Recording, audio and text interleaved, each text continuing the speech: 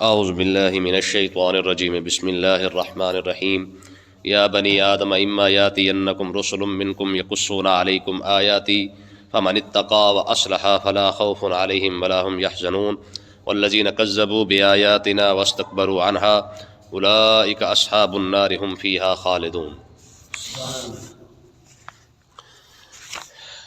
اللہ تبارک و تعالی نے حرام اور حلال چیزوں کو ساروں کو بیان کیا، تو آگے اب دلیل کے طور پر ایک بات ارشاد فرمایا کہ ہم نے جو چیزیں حرام کرنی تھی وہ بھی بیان کر دی، حلال کرنی تھی وہ بھی بیان کر دی ہے۔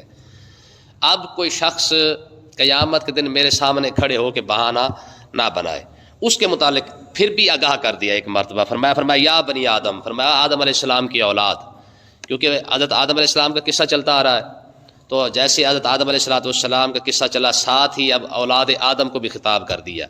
فرمایا اے آدم کی اولاد، اما یاتینکم رسل منکم، فرمایا کہ اگر تمہارے پاس تم ہی میں سے وہ رسول تشریف لائیں، یہ پہلے والے لوگوں کو خطاب ہو رہا ہے، یقصون علیکم آیاتی، اور تمہیں میری آیتیں پڑھ کر سنائے، ٹھیک ہے، یعنی اے آدم علیہ السلام کی اولاد یعنی انسانوں، تمہارے پاس جب میرے رسول آ گئے اور آئے بھی تم ہی میں سے، اچھا یہ الفاظ کیوں کہے کہ تم ہی میں سے رسول آئے ہیں؟ یاد رکھے اللہ تعالیٰ نے ہر رسول جو بھی بنایا ہے وہ انہی میں سے بنایا اور ان کی قوم سے بنایا ہے۔ وَمَا أَرْسَلْنَا مِن رَّسُولٍ إِلَّا بِلِسَانِ قَوْمِهِ، فرمایا ہم نے جتنے بھی رسول بھیجے ہیں وہ ان کی اپنی قوم سے بھیجے ہیں، ان کی ہم زبان بھیجے ہیں۔ یہ کیوں کیا؟ یعنی اس طرح کیوں کہ باہر سے بندہ کیوں نہیں بھیجا گیا؟ انہی کی قوم میں سے ہی رسول کیوں بنائے گئے، نبی کیوں بنائے گئے؟ اس کی وجہ یہ ہے کہ اگر باہر سے کوئی بندہ آتا تو یہ قوم بہانہ بناتی کہ جناب ہم تو اسے جانتے ہی نہیں ہیں، خدا جانے یہ اللہ کا سچا رسول ہے بھی صحیح کہ نہیں، تو پھر بھی ان کے پاس ایک بہانہ تھا۔ تو اللہ تبارک و تعالیٰ نے انہی میں سے لوگوں میں سے جو ہے وہ ایک خاص بندے کو چنا اور اللہ تعالیٰ نے کرم فرما کے اسے نبوت عطا فرما دی، تاکہ قیامت تک کے لیے سند رہے کہ یہ کوئی باہر کا بندہ نہیں ہے، اس کی پرورش بھی تمہارے اندر ہوئی ہے، یہ پیدا بھی تمہارے اندر ہوا ہے، بڑا بھی تمہارے اندر ہوا ہے، جوان ہوا ہے، اب سب کچھ تمہارے سامنے ہے، ٹھیک ہے۔ اگر اس شخص کو میں نے نبوت عطا فرمائی ہے، ذمہ داری عطا فرمائی ہے، تو اس نے تو تمہیں بتایا تھا نا سارا کچھ، اور تھا بھی تمہارے سامنے، تو قیامت کے دن کوئی شخص یہ نہیں کہہ سکے گا کہ پروردگار باہر سے بندہ آیا تھا ہم کیا کرتے۔ اللہ تعالیٰ نے ارشاد فرمایا ہم نے وَمَا أَرْسَلْنَا مِن رَّسُولٍ إِلَّا بِلِسَانِ قَوْمِهِ، ہم نے ہر ایک قوم سے اس کا رسول اس لیے بنا کے بھیجا ہے تاکہ ان کو صحیح بات سمجھ آ سکے۔ واحد آقا علیہ السلام کی ذات ہے جو پوری کائنات کے لیے رسول بن کے آئے ہیں، سمجھ آئی نا؟ تو اللہ تعالیٰ نے ارشاد فرمایا کہ اگر میرے رسول تمہارے پاس آ جائے، یقصون علیکم آیاتی، اور میری آیتیں تمہیں پڑھ کر سنائے، ٹھیک ہے جی، زبور پڑھ کر سنائی گئی، تورات سنائی گئی، انجیل سنائی گئی، صحیفے سنائے گئے، پھر قرآن تشریف لایا تو قرآن کی باتیں سنائی گئی، الحم سے لے کر والناس تک سارا سنایا گیا۔ تو اللہ تعالیٰ نے ارشاد فرمایا فمن اتقى، میرا قرآن سن کر، زبور سن کے، تورات سن کے، انجیل سن کے، فرمایا جو شخص ڈر گیا کہ یار یہ تو اللہ کو جواب دینا پڑے گا، یار یہ تو اللہ تبارک و تعالیٰ نے اس کا حساب لینا ہے، یہ بھی فیصلہ ہو سکتا ہے، میرے بارے میں اچھا بھی ہو سکتا ہے، برا بھی ہو سکتا ہے، تو فلہذا فرمایا جو بندہ ڈر گیا وہ اصلحہ، اور اپنی اصلاح کر لی، صرف خالی ڈرا نہیں ہے، اپنے آپ کی اصلاح بھی کی ہے، یعنی اگر اس کے اندر کوئی غلطیاں تھی تو اس کو ٹھیک کرنے کی کوشش بھی کی ہے۔ تو اس سے ایک مسئلہ یہ بھی سمجھ آ گیا کہ ہم جو تقریریں سنتے ہیں وہ خالی چسکے کے لیے نہیں ہونی چاہیے، بلکہ تقریریں سننے کا مقصد یہ ہوتا ہے کہ بندہ وہ بات سن کے بندہ اپنی اصلاح کر سکے۔ آج تقریر سننے کے بعد پتہ کیا کہتے ہیں؟ مولوی نے چس نہیں کی تھی، وہ تو چس لینے آیا یا اپنی اصلاح کرنے آیا ہے؟ تو اس کا مطلب یہ ہے کہ اگر کوئی شخص صرف چسکے لینے کے لیے سن رہا ہے تو اسے کبھی فائدہ ہی نہیں ہوگا، کیونکہ وہ ساری زندگی اس نے کبھی اصلاح کے لیے سنا ہی نہیں ہے۔ تو جب آپ تقریر سننے جائیں، محفل میں بیٹھیں، کوئی نصیحت سنیں تو محض اس لیے سنیں کہ یار شاید اس نصیحت سے ہمیں کوئی فائدہ ہو جائے، فائدہ اٹھانے کی کوشش کریں، نہ کہ چسکا لینے کی کوشش کریں۔ ہماری قوم چسکے لیتی ہے، کہتے ہیں مولوی نے شیر تھوڑے پڑے سن، کہتے آج کڑاکا نہیں کڈیا، آج پھٹے نہیں چکے۔ ہماری قوم باہر جا کے یہ باتیں کرتی ہے۔ میں نے آپ کو بتایا تھا نا کہ ایک جگہ میں گیا تقریر کرنے کے لیے، تو انہوں نے کہا جی تقریر تو بڑی زبردست کی تھی، میں پھٹے نہیں چکے۔ میں نے پہلے دس پھٹے گئے چکڑے سر میں چک دینا۔ میں ہماری قوم کا یہ حال ہے، وہ پھٹے چکنے کے چکر میں ہے، اپنی اصلاح کرنے کے چکر میں نہیں ہے، ٹھیک ہے نا؟ تو انبیاء بھی جب ان کو سمجھاتے تو وہ کہتے جناب آپ کی باتیں میں سمجھ نہیں آتی ہیں۔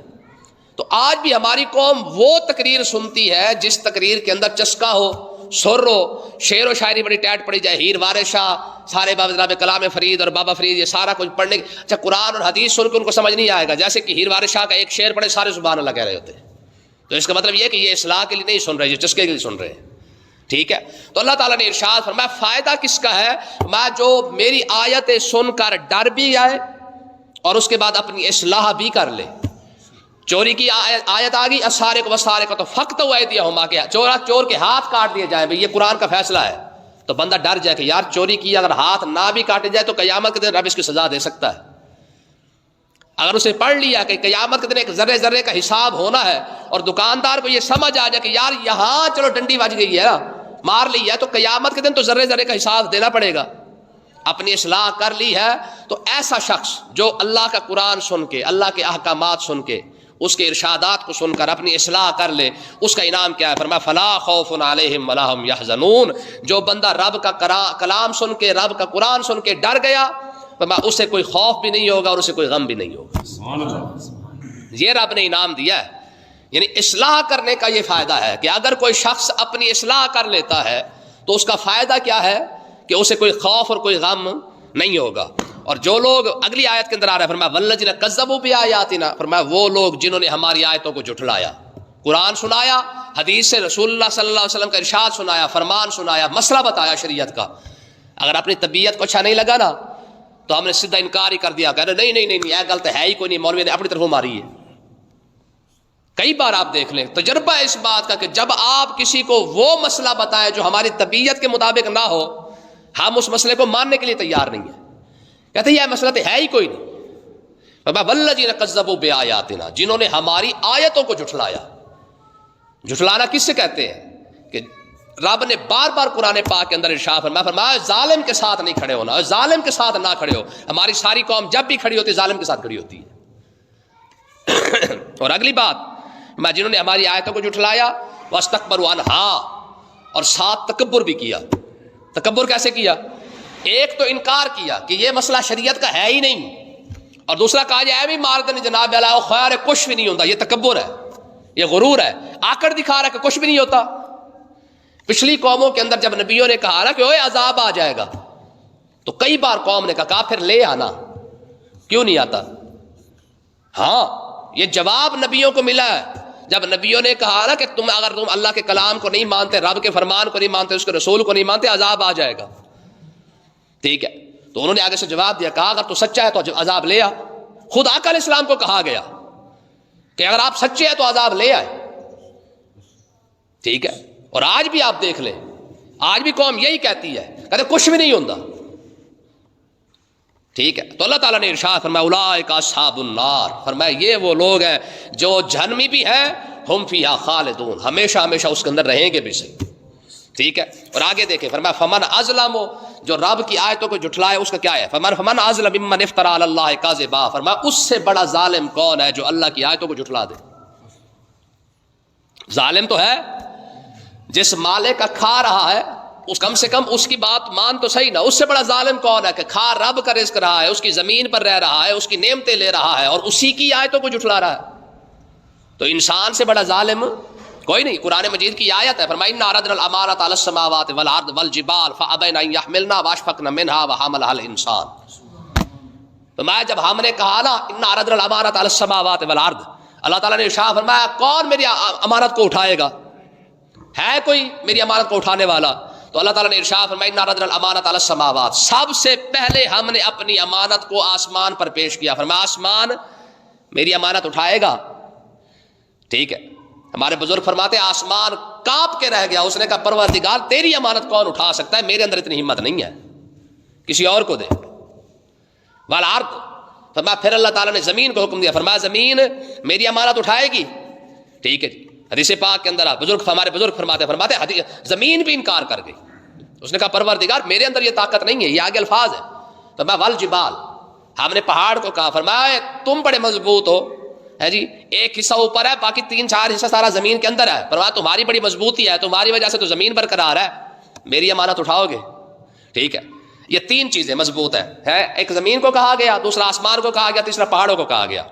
تو ہوا کیا؟ ان عرضنا الامانۃ علی السماوات والارض والجبال، قرآن مجید کہتے ہیں فابین ان یحملنها، ہم نے ان کو کہا ہماری امانت اٹھاؤ گے، واشفقن منها، سارے کے سارے ڈر گئے، سارے کے سارے ڈر گئے، اشفقن منها، فرمایا ڈر گئے سارے، انہوں نے کہا نہیں ہم سے نہیں اٹھایا جاتا، آسمان انکار کر گیا، زمین انکار کر گئی اور آپ پہاڑ انکار کر گئے۔ قرآن مجید کہتا ہے وحملها الانسان، اس 6 فٹ انسان نے آ کے اٹھائی ہے۔ آپ سوچ سکتے ہیں کہ جس امانت کو آسمان نہ اٹھا سکے، زمین نہ اٹھا سکے، پہاڑ نہ اٹھا سکے، پھر یہ قرآن ہے، حدیث بھی نہیں ہے، وحملها الانسان، اس امانت کو انسان نے اٹھایا ہے۔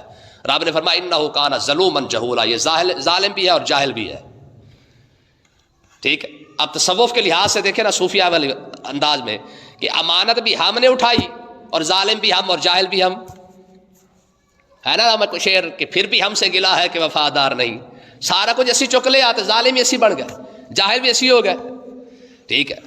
تو اللہ تعالیٰ نے کیوں ظالم اور جاہل کہا؟ فرمایا وجہ یہ ہے اسے پتہ ہی کوئی نہیں یہ کیا اٹھا رہا ہے، اسے اندازہ ہی کوئی نہیں ہے کہ جو میری امانت آسمان نہیں اٹھا سکا، زمین نہیں اٹھا سکی، پہاڑ بھی پیچھے ہٹ گئے ہیں، یہ 6 فٹ آگے کھڑے ہو کے کہتے جی میں اٹھاتا ہوں، ٹھیک ہے، یہ کھڑا ہو کے کہتا جی میں اٹھا سکتا ہوں، وہ امانت ہے کیا؟ ٹھیک ہے، علماء نے ارشاد فرمایا وہ رب کی معرفت ہے، اگر معرفت حاصل کر لی تو بچ گئے، نہیں اٹھا سکے، اگر معرفت رب کی نہیں حاصل کر سکے پھر جہنم کے اندر گیا، ظالم اور جاہل تو بن گیا نا۔ تجھے کس نے کہا تھا آ کے امانت کو اٹھا؟ ٹھیک ہے، خود اٹھائی ہے تو پھر ہمت کر، اور آج رب کی نعمت دکھا کے کہتا ہے نہیں کچھ بھی نہیں ہوتا، اسے پتہ ہی کوئی نہیں کہ کتنی بڑی امانت، کتنی بڑی ذمہ داری دی گئی انسان کو، ٹھیک ہے۔ آپ دیکھیں نا، جہنمی یا جنتی صرف انسان ہے، باقی کوئی مخلوق نہیں ہے، جنات بھی اسی کے اندر شامل ہے، باقی کوئی مخلوق نہیں ہے، کسی مخلوق کا کوئی حساب نہیں ہے، فرشتوں سے حساب نہیں ہونا، جانوروں سے حساب نہیں ہونا، کسی اور مخلوق سے حساب ہی کوئی نہیں ہونا، کیوں؟ کیونکہ وہ مکلف ہی نہیں ہے، انہوں نے امانت کو اٹھایا ہی نہیں ہے۔ اور ایک حدیث ہمارے بزرگ فرماتے ہیں کہ وہ تھا کیا، وہ امانت کے بارے میں کہا نور العقل و نار العشق، فرمایا کہ وہ عقل کا نور تھا اور عشق کی آگ تھی، وہ امانت ہے رب کی جو انسان نے آ کے اٹھائی ہے۔ اس کو کس نے کہا تھا عقل خرید لے؟ انسان عقل مند بنا تو سارا کچھ اس پر لاگو بھی ہو گیا۔ دیکھیں نا، آپ موٹی سی مثال دیکھیں، ہمارے ہاں ایسے لوگ ملتے ہیں جو نارمل ہوتے ہیں، ہم کیا کہتے ہیں اسے؟ نارمل ہی کہہ سکتے ہیں نا، یعنی جن کا عقل نہیں ہوتا ہے، ہم کہتے ہیں میاں صحیح لوگ نے، یعنی اللہ نے، ان پر عبادت کا حکم لاگو بھی نہیں ہوتا۔ آپ دیکھیں گے ایسے کئی سارے ہوتے ہیں، وہ جناب نماز پڑھ رہے ہوتے ہیں، آگے آ کے کھڑے ہو جائیں گے، پھر پیچھے چلے جائیں گے، کبھی نماز کے آگے سے گزر رہے ہیں، کبھی پیچھے سے یہ حرکتیں کرتے ہیں نا، کیونکہ ان کو پتہ ہی کوئی نہیں کہ عبادت کیا ہے۔ تو جو صاحب عقل ہوتا ہے اس پر نماز فرض ہو جاتی ہے۔ دیکھیں نا، بچہ چھوٹا ہے اس پر نماز فرض نہیں ہے، جیسے عقل آئی نماز فرض ہو گئی، ٹھیک ہے جی۔ تو اللہ تعالیٰ نے ارشاد فرمایا اس سے بڑا ظالم کون ہے جو رب کی آیتوں کو جھٹلا دے، ٹھیک ہے۔ تو جب امانت اٹھائی ہے تو پھر ہمت بھی کرنی پڑے گی۔ تو کیا ہے اللہ کی آیتوں کو جھٹلانے کا مطلب کیا ہے؟ رب نے جو حکم دیے، کہتا کہ نہیں اس کا کوئی فائدہ کوئی نہیں ہے، خیر ہے، کچھ بھی نہیں ہوتا۔ او کذب بآیات، اللہ کا حکم جھٹلا دیا یا اللہ کی آیتوں کو جھٹلا دیا۔ ایک طرف سے قرآن پڑھ کے سنایا جا رہا ہے کہ میاں یہ قرآن ہے، یہ کسی مولوی کے باپ کا مسئلہ نہیں ہے، یہ کسی مفتی کا فتویٰ نہیں ہے، یہ قرآن ہے۔ تو شراب نہ پی، زنا نہ کر، حرام خوری نہ کر، ظالم بندے کو ووٹ نہ دے، اس کو سپورٹ نہ کر، اس کے جلسے میں نہ جا، یہ سارا کچھ قرآن تجھے کہہ رہا ہے، کوئی مولوی کا فتویٰ نہیں، لیکن پھر بھی نہیں مان رہا، ٹھیک ہے۔ تو اللہ تعالیٰ نے ارشاد فرمایا کہ جو رب کی آیتوں کو جھٹلائے اس کا کیا حال ہوگا؟ فرمایا اولئک ینالہم نصیبہم من الکتاب، فرمایا یہ وہ لوگ ہیں جن کو ان کی تقدیر کا لکھا ہوا مل کے رہے گا۔ مطلب کیا ہے؟ رب نے جو روزی لکھی ہے مل کے وہ بھی پوری ہونی ہے، اور جو عمر لکھی ہے وہ بھی پوری ہونی ہے۔ یہ نہیں کہ اگر کوئی رب کی آیتوں کو جھٹلا رہا ہے، کوئی کفر کر رہا ہے تو اللہ تعالیٰ اس کی روزی بند کر دے گا، نہ، ایسا نہیں ہوگا۔ فرمایا جو رب نے لکھ دیا رب کرے گا پوری، عیاشی ہے کرتا رہے، لیکن ہوگا کہ آخر میں حتی اذا جاءتہم رسلنا یتوفونہم، فرمایا رب عیاشی بھی کرنے دے گا، رب کھلی چھوٹ بھی دے دے گا، 2 4 بنگلے بنائے گا، ترقی کرتا جائے گا، فیکٹریاں لگاتا جائے گا، ٹھیک ہے جی، حکمرانی کرتا رہے گا، اللہ تعالیٰ اسے ڈھیل دے دے گا، لیکن آخر میں کیا کرے گا؟ حتی اذا جاءتہم رسلنا، پھر جب ان کے پاس یا اس کے پاس جب ہمارے فرشتے آئیں گے نا، یتوفونہم، جو ان کو موت دیں گے، وہ کیا کہتے ہیں؟ قالوا این ما کنتم تدعون من دون اللہ، فرمایا ایسا بندہ جو رب کے دین کا مخالفت کرتا ہے، فرمایا جب اس کے پاس فرشتے آتے ہیں تو فرشتے روح نکالنے سے پہلے اسے کہتے ہیں این ما کنتم تدعون من دون اللہ۔ یار یہ لفظ بڑے کمال کے، فرمایا بلائے جن کو اللہ کے سوا تم جس کو بلاتے رہے، جن کے پیچھے چلتے رہو، آج ان کو بلا. اینما کنتم، وہ کہاں ہے، تدعون من دون اللہ، رب کو چھوڑ کر جن کے پیچھے چلتا رہا ہے. یہ خطاب کافروں کو بھی ہے، یہ خطاب مسلمانوں کو بھی ہے. کافروں سے کہا جائے گا بلاؤ ان بتوں کو، بلاؤ ان خداؤں کو جن کو تم نے خدا بنایا تھا، آج کہاں ہے، بچائے نا آج تمہیں آگے. اور مسلمانوں سے کہا جائے گا آج ان لیڈروں کو بلاؤ جن لیڈروں کی خاطر تم نے سارا کچھ کیا ہے، ان چودھریوں کو بلاؤ جن کی خوشامدیں کرتے رہے، ان پیسے والوں کو بلاؤ جن کی چاپلوسیاں کرتے رہے. آج بلاؤ تو صحیح نا اللہ کے سوا جن کو چھوڑ کر. رب کو تو تم نے چھوڑ دیا تھا، ایک طرف سے رب کا فرمان تھا تم نے اس کی پرواہ نہیں کی ہے، ایک طرف سے چودھری تھا تم نے اس کا حیا ضرور کیا ہے. اینما کنتم، کہاں ہے وہ، تدعون من دون اللہ، اللہ کو چھوڑ کے جس کی چاپلوسیاں تم کرتے رہے. تو آگے سے کیا کہتا ہے، مردہ ابھی مرا نہیں ہے یار، ابھی اس کی روح قبض نہیں ہوئی ہے، ابھی تو ابتدا ہے. قالو، کہتے ہیں وہ مرنے والے کہتے ہیں، دلوا عنا، آج ہمارے کوئی بھی کام نہیں آیا، آج ہمارے آتا ہے کوئی کام. نزاع کے عالم کے اندر چودھری کھڑا ہوا ہے، پیسے والے کھڑے ہوئے ہیں، ہر ایک طاقت اور پاور والا کھڑا ہوتا ہے، عہدے والے کرسی والا کھڑا ہے، لیکن سوال ہی پیدا نہیں ہوتا کوئی ایک بندہ تو آگے بڑھ کے بچا کے دکھائے. ہے کوئی بچانے والا؟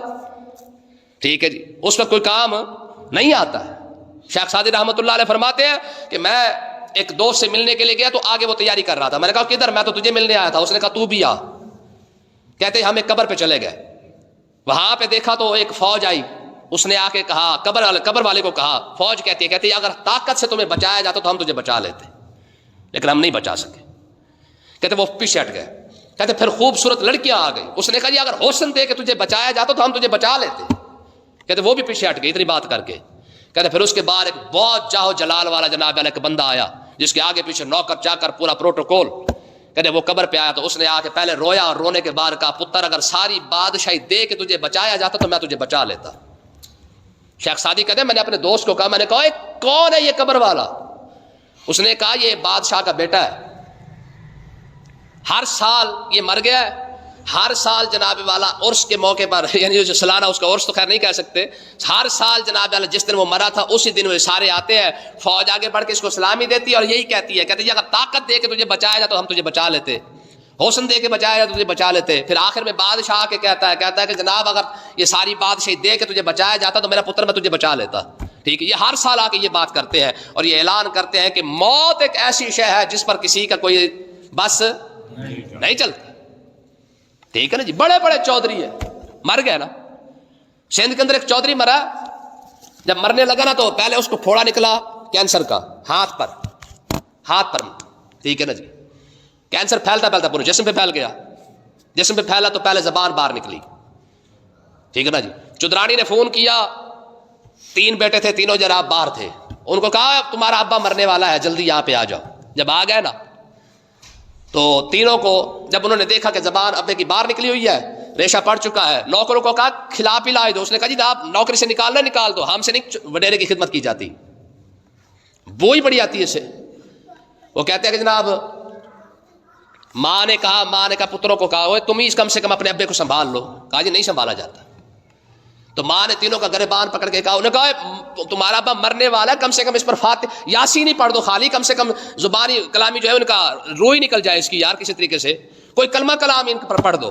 تینوں بیٹے خاموش ہو کے کھڑے ہوئے ہیں. وہ چھوٹا بولا، اس نے کہا ماں ہمیں تو نے قرآن پڑھایا تھا جو آج ہم پڑھے، تو نے تو کہا تھا کہ بسے میں جاتے ہمارا سٹینڈرڈ لو ہوتا ہے. ٹھیک ہے، تو نے پڑھایا ہی نہیں تو اب کیا پڑھے ہم یہاں پہ.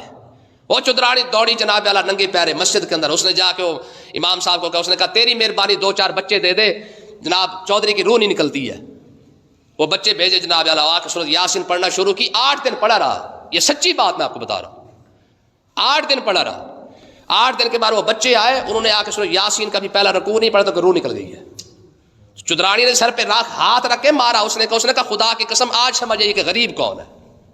انہوں نے کہا ہم سے بڑا غریب کون ہے، ہم اتنے بے بس ہے کہ آج ہم چودھری کے مرنے پر جناب والا 100 فاتحہ بھی نہیں پڑھ سکے. تو اس لیے میں اس لیے کہتا ہوں اسلام سے بڑی کوئی وفاداری والی چیز نہیں ہے. اسلام تو اتنا بڑا وفادار ہے. میں نے کل بھی آپ کو بتایا تھا کہ جب تک مومن بندہ موت پسند نہ کرے نا، خدا کی قسم رب اسے موت دیتا بھی نہیں ہے. میں نے آپ کو پہلے بتایا تھا شیخ اسماعیل حقی رحمۃ اللہ علیہ بزرگ گزرے ہیں. ٹھیک ہے جی، جب ان کے وصال کا وقت ہے تو انہوں نے انکار کر دیا، انہوں نے کہا جی میں نے نہیں مرنا. اب مجھے بتائے کوئی تڑی لگا کے دکھائے نا جو موت کے فرشتے کو کہہ رہے میں نے نہیں مرنا. اور آقا علیہ الصلوۃ والسلام کے پاس جا کے انہوں نے کہا تھا، انہوں نے کہا جناب آپ کا مقتدی امتی کہہ رہے جی میں نے مرنا کوئی نہیں ہے. حضور تشریف لائے، فرمایا تو کیوں نہیں مرتا؟ سارے نہیں مرے، سارے پر موت آنی ہے. انہوں نے کہا حضور میری ڈیمانڈ ہے پہلے میرے کھاتے کے اندر نا ہر سال حج اور عمرہ لکھا جائے پھر جا کے میں نے مرنا ہے. اتنا نخرہ کو دکھا سکتا ہے؟ ہاں یہ اسلام کو ماننے والا جو ہے نا یہ نخرے دکھا سکتا ہے، موت کو نخرہ بھی یہ دکھا سکتا ہے. حضور نے ارشاد فرمایا چل ہم تجھے گارنٹی دیتے ہیں ہر سال تیرے نام اعمال کے اندر ایک حج بھی لکھا جائے گا ایک عمرہ بھی لکھا جائے گا. انہوں نے کہا حضور پھر ہم حاضر ہیں مرنے کے لیے.